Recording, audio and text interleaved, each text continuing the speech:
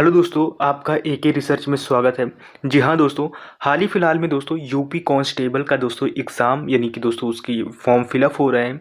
Exam date भी बहुत ज़्यादा दोस्तों पास है, 1 महीने का आपको टाइम दिया गया है।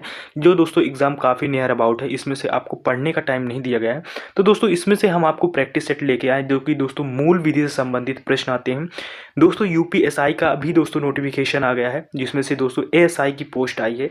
तो दोस्तों उसको भी आप फिल कीजिएगा। और ये दोस्तों यानी कि जो एग्ज़ाम है आए हुए हैं, वो दोस्तों किस में ये प्रश्न पूछे गए हैं, उनमें से दोस्तों ये प्रश्न हम आपको कराएंगे।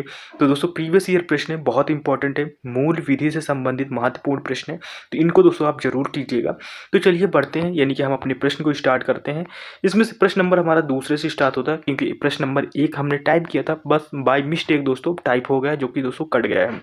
तो पढ़ते हैं अपने प्रश्न को। इसमें से क्या दिया गया है, 2 राज्यों के नीति निर्देशक सिद्धांत संविधान के अध्याय दोस्तों 4 के में निहित है।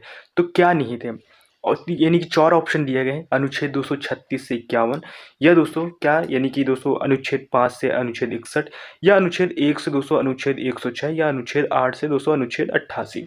तो दोस्तों इसका जो हमारा सही आंसर होगा दोस्तों वो सही होगा, यानी कि दोस्तों अनुच्छेद 36 से दोस्तों 51 दोस्तों ये निहित है, राज्य के नीति निर्देशक तत्व या सिद्धांत है। फिर इसके बाद तीसरा नंबर प्रश्न आता है। तीसरे नंबर प्रश्न में ये भी दोस्तों यूपीएसआई 2017 का प्रश्न है कि दोस्तों निम्नलिखित में से कौन सा एक ऐसा कर जिसकी वसूली सिर्फ राज्य कर सकता है। तो ऐसा कौन सा कर है जो दोस्तों, यानी कि इसमें से यानी भूमि राजस्व आता है, सीमा शुल्क आता है, आयकर पर दोस्तों अभिभार आता है, या व्यक्तियों और कंपनियों की संपत्ति के पूंजीगत यानी कि मूल्य पर कर।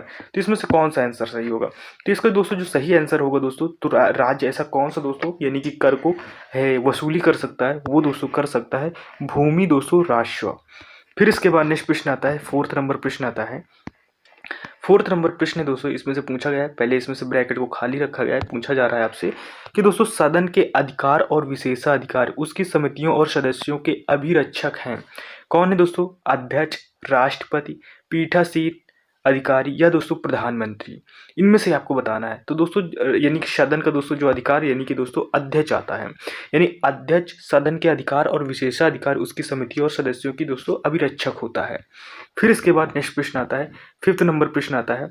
फिफ्थ नंबर प्रश्न दोस्तों इसमें से पूछा गया, ये सारे दोस्तों यूपीएसआई 2017 में के पूछे गए प्रश्न है, बहुत इंपॉर्टेंट प्रश्न है कि पूछा गया अगर लोक सूचना अधिकारी सूचना का अधिकार अधिनियम के तहत विनय दृष्टि से अवधि के भीतर सूचना प्रार्थी को सूचना देने में असफल हो तो उसे कहा जाता है, क्या कहा जाता है, यानी कि अवमानना कहा जाता है, या दोस्तों सूचना स्थिर कहा जाता है, या दोस्तों समय समाप्त बोला जाता है, या मानहित अस्वीकृति बोलते हैं। तो दोस्तों कोई भी अगर लोक सूचना अधिकारी का सूचना अधिनियम के तहत दोस्तों सूचना नहीं पहुंचती, कोई कारण होता है दोस्तों, उस दोस्तों अमानित अस्वीकृति बोलते हैं। फिर इसके बाद नेक्स्ट प्रश्न आता है, 6 नंबर प्रश्न आता है। 6 नंबर प्रश्न में क्या पूछा जा रहा है आपसे, इसमें से पूछा जा रहा है दोस्तों राष्ट्रपति द्वारा यानी प्रख्यात अध्यादेश के संदर्भ में निम्नलिखित कथनों पर सही विचार करना है।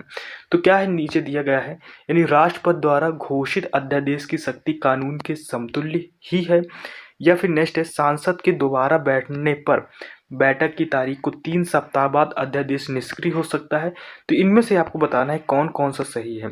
तो दोस्तों इसका जो हमारा सही आंसर होगा, तो वो दोस्तों यानी कि जो हमारा सही एक तरह से सही लग रहा है दोस्तों, वो केवल ए लग रहा है। इसमें से ए कैसे है, इसमें से आपको ए नहीं मिला होगा, ये हमारा दोस्तों ए है, ये ए है, और दोस्तों ये बी है। तो इसमें से यानी राष्ट्रपति द्वारा किसी भी दोस्तों अध्यादेश की शक्ति और कानून की दोस्तों समतुल्य ही होती है। लेकिन दोस्तों ये गलत हो जाए, अगर सांसद की दोबारा बैठे थे तो 3 सप्ताह बाद अध्यादेश निष्क्रिय हो जाता है, ऐसा कुछ नहीं है। फिर इसके बाद नेक्स्ट आता है, यानी 7वें नंबर प्रश्न आता है। 7वें नंबर प्रश्न क्या है, संविधान के किस अनुच्छेद का अर्थ यह है कि भारतीय नागरिक अथवा दूसरे किसी भी व्यक्ति के साथ भिन्न भिन्न परिस्थितियों में भिन्न भिन्न तरीके से बर्ताव किया जाएगा।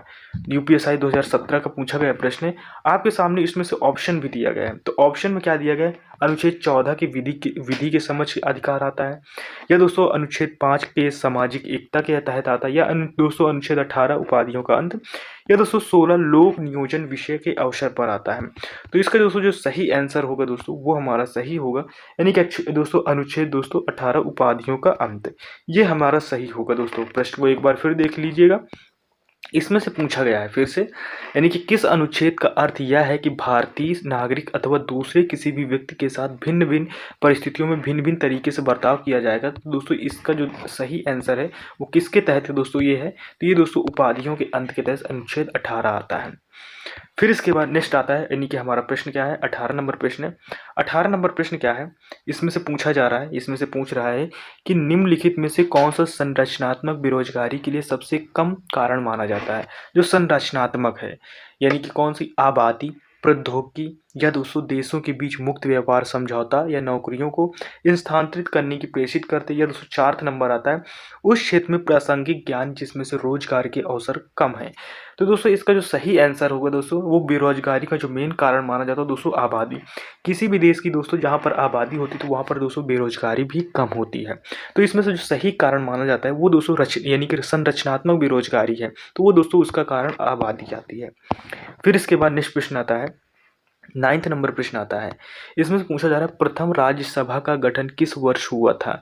तो प्रथम राज्यसभा का गठन यानी कि 1952, 1950, 1947 या 1949। जो दोस्तों पहला राज्यसभा का गठन किया गया था वो 1952 में किया गया था। फिर इसके बाद नेक्स्ट प्रश्न आता है, 10 नंबर प्रश्न आता है। 10 नंबर प्रश्न में क्या है कि दोस्तों डैश है ने पहली बार विधायिका के द्विसदनीय व्यवस्था लागू की थी, यानी भारत सरकार अधिनियम, निर्देश सिद्धांत यानी निर्देशक सिद्धांत, भारतीय स्वतंत्रता अधिनियम या संविधान सभा। तो दोस्तों इसका जो सही आंसर होगा दोस्तों वो सही होगा भारत सरकार अधिनियम। दोस्तों भारत सरकार अधिनियम ने ही पहली बार विधायिका में द्विसदनीय व्यवस्था को लागू किया था। फिर इसके बाद नेक्स्ट प्रश्न आता है, 11th नंबर हमारा प्रश्न आता है। 11th नंबर प्रश्न में क्या पूछा जा रहा है कि दोस्तों आयकर अधिनियम में एक प्रमाण पत्र, इस जगह हमारा दोस्तों यानी डैश है, एक प्रमाण पत्र है जो दोस्तों नियोक्ता अपने कर्मचारियों को देता है।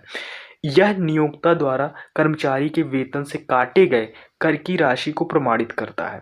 इनमें से आपको बताना है। तो दोस्तों इसमें से क्या है, यानी कि फॉर्म 16 आता है, फॉर्म 12 आता है, फॉर्म 5 आता है या दोस्तों फॉर्म 26AS आता है। तो इसका जो सही आंसर होगा दोस्तों, जो होगा वो सही आंसर फॉर्म दोस्तों 60 होगा, यानी 16 होगा, यानी कि आयकर अधिनियम में दोस्तों यानी फॉर्म 16 एक प्रमाण पत्र है। अब ये बात समझ में आई कि आयकर अधिनियम में दोस्तों यानी कि 16 एक क्या है, यानी प्रमाण पत्र है जो नियोक्ता अपने कर्मचारियों को, यानी कि ये जो आयोग होता है वो अपने कर्मचारियों को देता है, और ये आयोग द्वारा कर्मचारी के वेतन से काटे गए राशि का क्या होता है, वो प्रमाण पत्र होता है। तो फॉर्म जो 16 होता है दोस्तों वो कर्मचारी द्वारा जो काटा गया दोस्तों पैसा होता है, यानी कि कर्मचारी का जो पैसा कटता है उसका प्रमाण यानी प्रमाण पत्र मिलता है। इसको इतनी सरल भाषा में समझिए।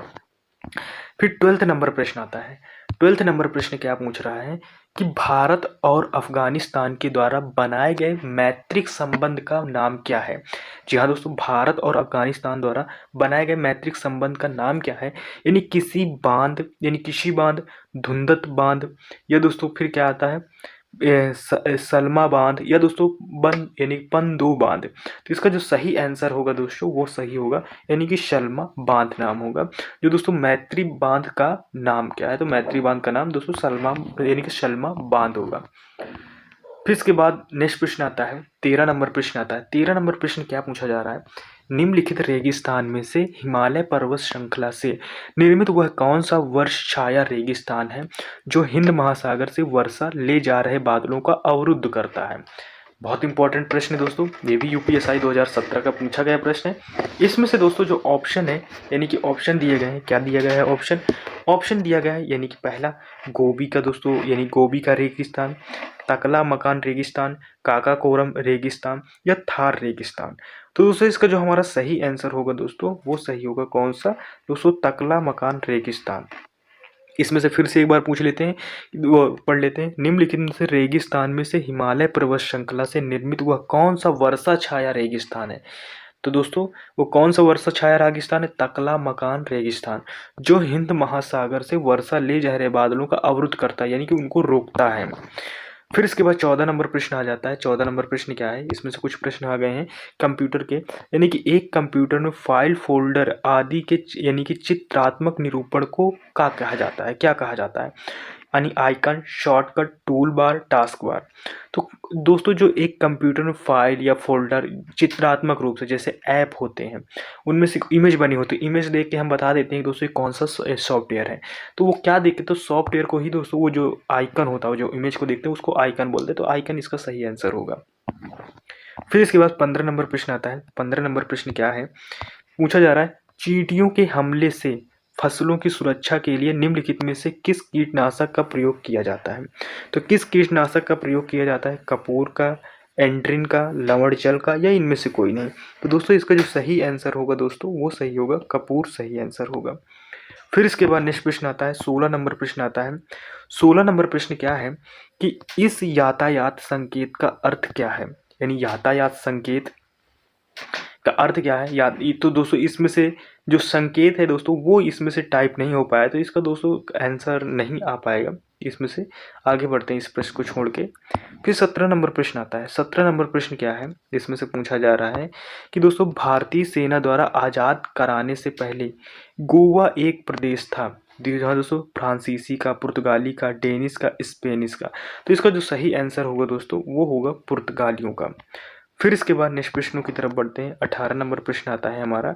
18 नंबर प्रश्न क्या है दोस्तों, 18 नंबर प्रश्न में दिया गया है, पहले हम प्रश्न को पढ़ते हैं, फिर इसके बाद दोस्तों ऑप्शन को चेक करते हैं।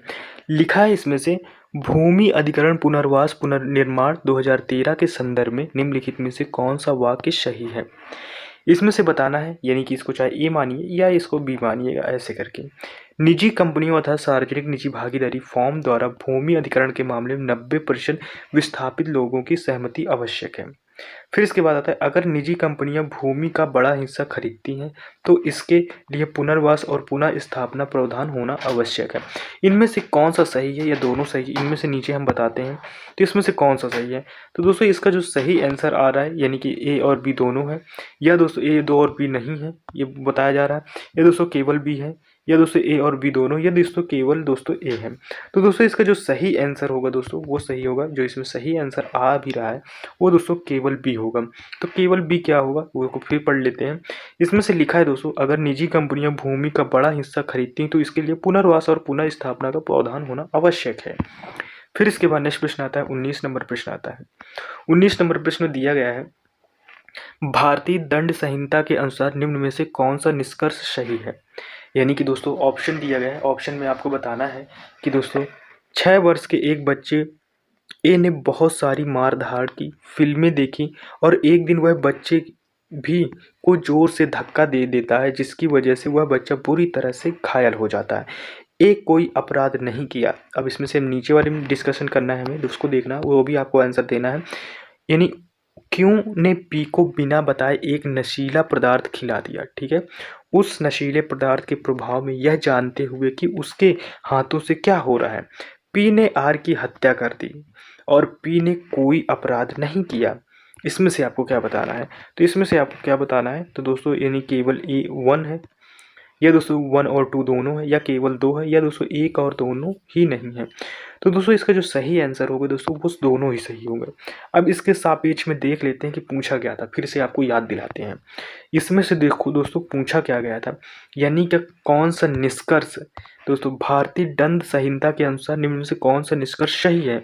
तो दोस्तों ये दोनों निष्कर्ष ही सही है, यानी कि दोस्तों इसमें से दोनों ही निष्कर्ष सही हैं। यानी कि पी ने कोई अपराध नहीं किया, कोई नहीं किया, और दोस्तों ए ने भी कोई अपराध नहीं किया था। इसको आप चाहे दोबारा भी पढ़ सकते हैं। फिर इसके बाद नेक्स्ट प्रश्न आता है, 20 नंबर प्रश्न आता है। 20 नंबर प्रश्न क्या है, इसमें से पूछा जा रहा है साल 1919 में किन की गिरफ्तारियों पर लोग जलियांवाला बाग में इकट्ठा हुए थे। तो किसकी गिरफ्तारी में दोस्तों, यानी कि सी.आर. दास, लाला लाजपत राय, डॉक्टर सत्यपाल और सैफुद्दीन किचलू या महात्मा गांधी।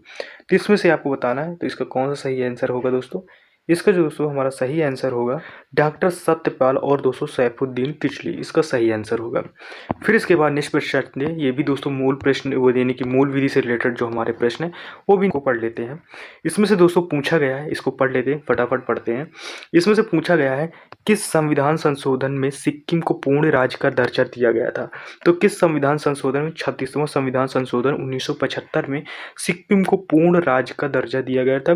36वां में दिया गया था और 1975 में दिया गया था। फिर इसके बाद दूसरा नंबर प्रश्न आता है, पूछा जा रहा है आपसे, संविधान के किस अनुसूची में दल परिवर्तन के आधार पर अयोग्यता के बारे में उपबंध है? तो दोस्तों ये 10वीं सूची यानी कि अनुसूची में इसका दोस्तों प्रावधान है। फिर इसके बाद नेक्स्ट प्रश्न आता है। नेक्स्ट प्रश्न दोस्तों तीसरा नंबर प्रश्न है कि दोस्तों लोकसभा के प्रथम उपाध्यक्ष कौन है? दोस्तों अनंत श्याम दोस्तों अयंगर जी हैं। फिर इसके बाद नेक्स्ट प्रश्न आता है, फोर्थ नंबर प्रश्न आता है। फोर्थ नंबर प्रश्न क्या है? पुदुचेरी तथा अंडमान निकोबार द्वीप समूह के प्रशासक को क्या कहते हैं? तो क्या कहते हैं दोस्तों? उपराज्यपाल बोलते हैं। फिर इसके बाद नेक्स्ट प्रश्न आता है दोस्तों, नेक्स्ट प्रश्न आता है 5 नंबर प्रश्न आता है। इसमें से पूछा जा रहा है दोस्तों कि दोस्तों बिहार में लोकसभा तथा राज्यसभा के लिए कितनी सीटें निर्धारित की गई हैं? कितनी सीटें निर्धारित की गई हैं? तो दोस्तों बिहार में लोकसभा की 40 तथा राज्यसभा की दोस्तों 16 सीटें निर्धारित की गई हैं। फिर इसके बाद नेक्स्ट प्रश्न आता है। नेक्स्ट प्रश्न क्या है? 6 नंबर प्रश्न है। 6 नंबर प्रश्न में है दोस्तों कि राज्य में नीति निदेशक तत्वों को वर्णन संविधान के किस भाग में है? तो दोस्तों ये भाग 4 में है।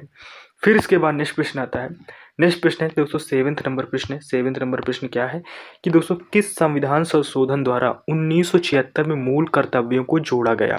तो किस संविधान संशोधन यानी दोस्तों जोड़ा गया मूल कर्तव्यों को यानी फंडामेंटल राइट को 1976 में जोड़ा गया? तो एक क्वेश्चन तो ये हो गया आपका, यानी कि क्वेश्चन यहाँ से मिल गया। फिर इसके बाद दोस्तों 42वें संविधान संशोधन द्वारा इसको जोड़ा गया, किसको? फंडामेंटल राइट को। फिर इसके बाद नेक्स्ट प्रश्न आता है। नेक्स्ट प्रश्न क्या है? इसमें से पूछा जा रहा है, यानी क्या पूछ रहा है कि दोस्तों भारतीय संघ की कार्यपालिका का प्रधान राष्ट्रपति और उसमें से दोस्तों संघ की कार्यपालिका शक्ति निहित है। राष्ट्रपति इस शक्ति का प्रयोग किसकी सहायता से करता है? तो दोस्तों किसकी सहायता से? केंद्रीय दोस्तों मंत्रिमंडल की सहायता से करता है। फिर इसके बाद नेक्स्ट प्रश्न आता है। नेक्स्ट प्रश्न क्या है इसमें से? नेक्स्ट प्रश्न दोस्तों पूछ रहा है, 9th नंबर प्रश्न पूछ रहा है। 9th नंबर क्या है कि दोस्तों यानी कि भारत का राष्ट्रपति यानी किसी ऐसे प्रश्न पर जिसमें से विधि और तथ्य के प्रश्न अंतर्गत हो, जिस किसके परामर्श प्राप्त करता है? तो दोस्तों वो किसका परामर्श ले सकता है? ये डायरेक्ट आपसे प्रश्न पूछे, ये सब मत छोड़ो।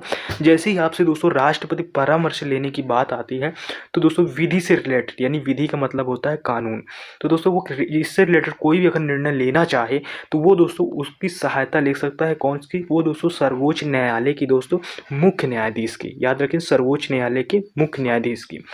फिर इसके बाद नेक्स्ट प्रश्न आता है, 10 नंबर प्रश्न आता है। 10 नंबर प्रश्न क्या है कि सर्वप्रथम किस अधिनियम के द्वारा भारत में उत्तरदायी शासन की स्थापना की गई? यानी कि दोस्तों हर चीज में भारत सरकार उत्तरदायी होगी, उत्तरदायी शासन की स्थापना की गई। तो किस अधिनियम के तहत दोस्तों? ये 1919 के भारत शासन अधिनियम द्वारा। फिर इसके बाद नेक्स्ट प्रश्न की तरफ बढ़ते हैं। नेक्स्ट प्रश्न आता है। नेक्स्ट प्रश्न दोस्तों 11 नंबर प्रश्न आता है। 11 नंबर प्रश्न है। इसमें से पूछा जा रहा है, क्या पूछा जा रहा है? भारत का मैग्ना कार्टा संविधान के किस भाग को कहा जाता है? तो दोस्तों मैग्ना कार्टा दोस्तों भारतीय संविधान के दोस्तों भाग 3 को कहते हैं। फिर इसके बाद नेक्स्ट प्रश्न की तरफ बढ़ते हैं। नेक्स्ट प्रश्न हमारा क्या है? फिर इसके बाद दोस्तों हमारा नेक्स्ट प्रश्न है। इसमें से पूछा जा रहा है भारतीय संविधान के अंतर्गत यानी भारतीय संविधान के यानी प्रवर्तन के बाद सबसे पहले राष्ट्रपति शासन किस राज्य में लागू किया गया था? तो याद रखिएगा दोस्तों पेप्सू एक्ट, यानी अब पंजाब में दोस्तों मार्च 1953 में भारत में पहली बार ये दोस्तों राष्ट्रपति शासन का प्रयोग किया गया था, राष्ट्रपति शासन लगाया गया था। फिर इसके बाद नेक्स्ट प्रश्न आता है भारत सरकार ने विभिन्न मंत्रालयों और विभागों में कार्यों को बंटवारा कौन करता है? यानी जो उनके विभाग होंगे, जो उनके कार्य होंगे, उनको यानी बंटवारा कौन करेगा? तो दोस्तों मंत्रिमंडल सचिवालय दोस्तों इस काम को बंटवारा करता है, यानी भाग को बांटता है। फिर इसके बाद 14 नंबर प्रश्न है। इसमें से क्या है? यानी हमारा प्रश्न किसी पक्ष के कोई पद या मताधिकार के लिए दावा करने पर राज्य उसकी वैधता की जांच जिस न्यायिक उपचार द्वारा करता है उसे क्या कहते हैं दोस्तों? उसे अधिकारज पक्ष बोलते हैं। फिर इसके बाद नेक्स्ट प्रश्न आता है, 15 नंबर प्रश्न आता है। 15 नंबर प्रश्न क्या पूछा जा रहा है आपसे कि भारतीय संविधान में एकल नागरिकता का प्रावधान किस संविधान से लिया गया है? तो कहाँ से लिया गया है दोस्तों? ब्रिटेन के संविधान से लिया गया है। फिर नेक्स्ट आता है राजभाषा आयोग के प्रथम अध्यक्ष कौन थे? तो दोस्तों वीजी खरे दोस्तों यानी कि राजभाषा आयोग के प्रथम अध्यक्ष थे। 17 नंबर प्रश्न आता है। 17 नंबर प्रश्न क्या है कि दोस्तों यानी कि दोस्तों भारतीय संविधान में लोक सेवा आयोग का प्रावधान किस अनुच्छेद में किया गया है? दोस्तों अनुच्छेद दोस्तों 315 में किया गया है। किसका ये दोस्तों? लोक सेवा आयोग दोस्तों। तो आप सभी साथ दोस्तों ये दोस्तों यूपीएससी की बात कर रहा है। तो यूपीएससी किस में है दोस्तों? वो दोस्तों 315 अनुच्छेद दोस्तों 315 में यूपीएससी का प्रावधान किया गया है। फिर इसके बाद नेक्स्ट प्रश्न आता है 18 नंबर प्रश्न आता है। 18 नंबर प्रश्न में है राज्य सरकार के मंत्री व्यवहारिक एवं संवैधानिक रूप से किसके प्रसाद पर्यंत अपना पद दोस्तों ग्रहण करते हैं? अब इसको और सरल भाषा में सोचो। दोस्तों जो राज्य सरकार होती है यानी कि जैसे कि उत्तर प्रदेश में जैसे योगी जी हैं, उनके जितने साथ दोस्तों मंत्री होंगे वो दोस्तों किसके समकक्ष खड़े होंगे? तो दोस्तों वो राज्यपाल के समकक्ष खड़े होंगे और दोस्तों राज्यपाल इनको शपथ दिलाएगा। जिस तरह दोस्तों भारत का हमारा यानी भारत के राष्ट्रपति प्रधानमंत्री को शपथ दिलाते हैं, उसी तरह सेम प्रोसीजर को दोस्तों यानी कि हमारा उत्तर प्रदेश में या राज्य सरकार के दोस्तों राज्यपाल शपथ दिलाते हैं। याद रखिएगा। तो इसका है दोस्तों जो राज्यपाल हो जाएगा। फिर इसके बाद नेक्स्ट प्रश्न आता है 19 नंबर प्रश्न आता है। इसमें से पूछा जा रहा है दंड प्रक्रिया संहिता के किस धारा में यानी विवाह के विरुद्ध अपराधों के लिए अब योजना का प्रावधान किया गया है? तो दोस्तों धारा यानी कि 198 में इसका प्रावधान किया गया है। 20 नंबर प्रश्न आता है। 20 नंबर प्रश्न क्या है? दंड प्रक्रिया संहिता धारा 2C2 में निम्न में से क्या परिभाषित किया गया है? तो दोस्तों प्रसंगीय अपराध को दोस्तों परिभाषित किया गया है। फिर इसके बाद नेक्स्ट प्रश्न आता है 21 नंबर प्रश्न आता है। इसमें से पूछा गया है कितने वर्षों के बालक अथवा बालिका को साक्षी होने के दृश्य में विवेचना के दौरान उनका कथन उनके निवास स्थान पर होना चाहिए? तो दोस्तों 15 वर्ष की आयु में होना ही चाहिए। फिर इसके बाद नेक्स्ट प्रश्न आता है 22 नंबर प्रश्न आता है। 22 नंबर प्रश्न क्या है कि अपराधी द्वारा कारित अपराध प्रसंग है अथवा अप्रसंग जन्माती है अथवा गैर जन्माती, इसका निर्धारण किस संहिता द्वारा होता है? तो दोस्तों वो किसके द्वारा होता है? वो दंड प्रक्रिया संहिता द्वारा होता है। फिर इसके बाद नेक्स्ट प्रश्न आता है यानी कि 23 नंबर प्रश्न आता है मिथ्य साक्ष्य देने के लिए भारतीय दंड संहिता को किस धारा में दंड की व्यवस्था की गई? तो धारा दोस्तों 193। अब मिथ ये बहुत बड़े वर्ड आ जाते हैं जिनमें से बच्चे कंफ्यूज होते हैं।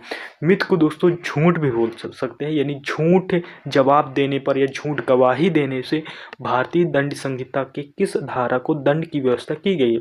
तो दोस्तों धारा 193 में भी इसका प्रावधान किया गया है। तो ये बात आप समझ लीजिएगा। फिर इसके बाद नेक्स्ट प्रश्न आता है। नेक्स्ट प्रश्न क्या है इसमें से दोस्तों जो पूछा जा रहा है निम्न में से कौन सा सफेद पोश अपराधों में शामिल है? गबन करना, रिश्वत लेना, जमाखोरी करना या उपरोक्त में से सभी? तो दोस्तों जो सफेद पोशाक अपराधों में आता है दोस्तों वो दोस्तों इनमें से सभी आ जाता है। ठीक है। फिर इसके बाद नेक्स्ट प्रश्नों की तरफ बढ़ते हैं। नेक्स्ट प्रश्न आता है। नेक्स्ट प्रश्न है 25 नंबर प्रश्न है। इसमें से पूछा जा रहा है हमारा कि दोस्तों SC/ST एक्ट 1989 में कुल कितनी धाराएं हैं? यानी कि 1989 में कुल कितनी धाराएं हैं SC/ST एक्ट में? तो दोस्तों ये टोटल जो धाराएं हैं दोस्तों वो 23 धाराएं हैं। फिर नेक्स्ट आता है राष्ट्रीय महिला आयोग अधिनियम किस वर्ष पारित किया गया था? तो दोस्तों 1990 में इसको पारित किया गया था। फिर इसके बाद नेक्स्ट आता है 27 नंबर प्रश्न आता है। 27 में क्या है कि दोस्तों घरेलू हिंसा से महिलाओं के संरक्षण 2005 की किस धारा के अंतर्गत संरक्षण यानी संरक्षण अधिकारी के कर्तव्य और दोस्तों कार्य हैं? तो किसके तहत हैं दोस्तों? वो दोस्तों धारा 9 के तहत हैं। फिर इसके बाद नेक्स्ट प्रश्न आता है घरेलू हिंसा से महिला संरक्षण अधिनियम में घरेलू हिंसा परिभाषित है? तो दोस्तों वो धारा 3 में परिभाषित है। फिर इसके बाद नेक्स्ट प्रश्न आता है। नेक्स्ट प्रश्न क्या है? 29 नंबर प्रश्न है। 29 नंबर प्रश्न क्या है कि दोस्तों किशोर या न्याय बालकों की देख रेख एवं संरक्षण अधिनियम 2000 में भीख मांगना को परिभाषित किया गया है और दोस्तों अध्यायों एवं धाराओं की संख्या कितनी है? यानी अध्याय और धाराएं कितनी है डायरेक्ट ये पूछा गया है। तो दोस्तों कितनी है? दोस्तों धारा 2 में 5 दोस्तों तथ्य और 270 धाराएं हैं। फिर इसके बाद नेक्स्ट प्रश्न करते हैं। नेक्स्ट प्रश्न आता है 30 नंबर प्रश्न आता है। 30 नंबर प्रश्न क्या है? मोटर वाहन अधिनियम दोस्तों 1984 में कुल कितनी धारा है? तो दोस्तों 217 धाराएं हैं। फिर इसके बाद नेक्स्ट प्रश्न आता है 31 नंबर प्रश्न आता है। 31 नंबर प्रश्न क्या है कि दोस्तों मोटर व्हीकल अधिनियम 1988 की किस धारा के अंतर्गत बिना वारंट गिरफ्तार करने का अधिकार पुलिस अधिकार को कहा है? तो किसे कहा दोस्तों? धारा यानी 202 के अंतर्गत कहा गया है इसको। फिर इसके बाद नेक्स्ट प्रश्न आता है, रेलगाड़ी छत, सीढ़ी या इंजन पर चेतावनी के बाद में यात्रा करना रेल अधिनियम 1989 किस धारा का उल्लंघन है? तो दोस्तों धारा 156 के तहत दोस्तों इसका उल्लंघन माना जाता है। ये थे दोस्तों टोटल इंपॉर्टेंट क्वेश्चन, जो कि दोस्तों बहुत ज़्यादा इंपॉर्टेंट प्रश्न थे। आई होप कि दोस्तों वीडियो आपको पसंद आया होगा। इसके बाद दोस्तों मैं थ्योरिकल वीडियो लाने की कोशिश करूंगा दोस्तों, जिनमें से आपको दोस्तों धाराएं पढ़ाई जाएंगी। तो दोस्तों ये वीडियो आपको कैसा लगा कमेंट बॉक्स में ज़रूर बताइएगा। अगर वीडियो पसंद आया हो तो प्लीज़ चैनल को लाइक शेयर सब्सक्राइब जरूर कीजिएगा। तो दोस्तों मिलते हैं नेक्स्ट वीडियो में, तब तक के लिए टेक केयर, बाय बाय, जय हिंद।